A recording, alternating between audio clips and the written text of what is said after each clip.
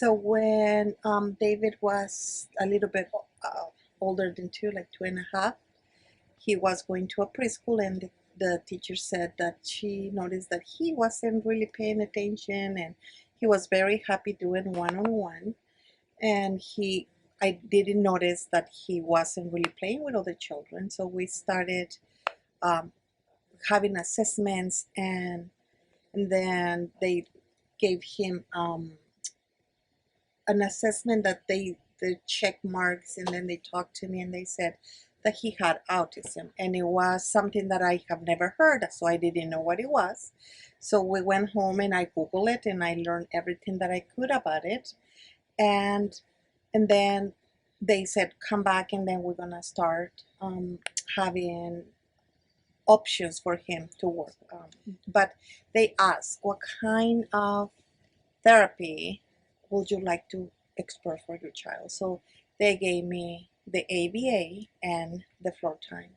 So I said I have to think about it. So I went home again and I researched and I read, and for me, Floortime was what it clicked to me, because I was not going to change him. Yeah, so I wanted him to be something that he wanted to do, something that it became part of him, not something that he had to perform in front of people to get things, or say good job, because I don't believe in good jobs. That's true.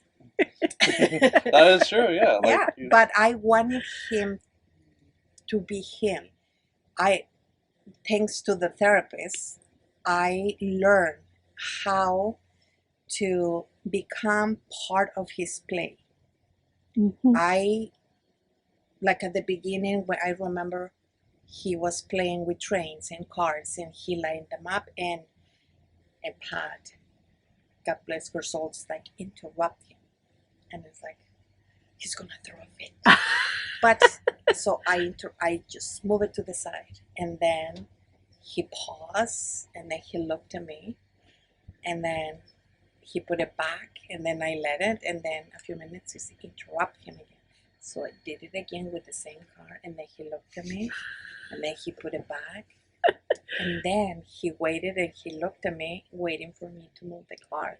And Pat said, that's a circle of communication. Oh. That's a non-verbal circle of communication.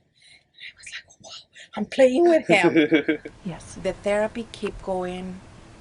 When, like, Pat says, like, if he's putting his socks on, take it off and make him put it back again, and make those eye contacts, and waiting for a response. So it was like a kind of miracle that it started working. Like he started getting out of that shell. It was like he was in this place where he was so happy to be there by himself. And then he had conflict, and he had other people coming into it. He let them, and he became part of helping other kids deal with things, and he changed his play to accommodate other kids' needs. Like if they wanted to be heroes and this, and he was playing something else, and then he changed his play to play with them. And for me, like, when I don't remember how old he was, but Pat said, well, he have reached the 6th step.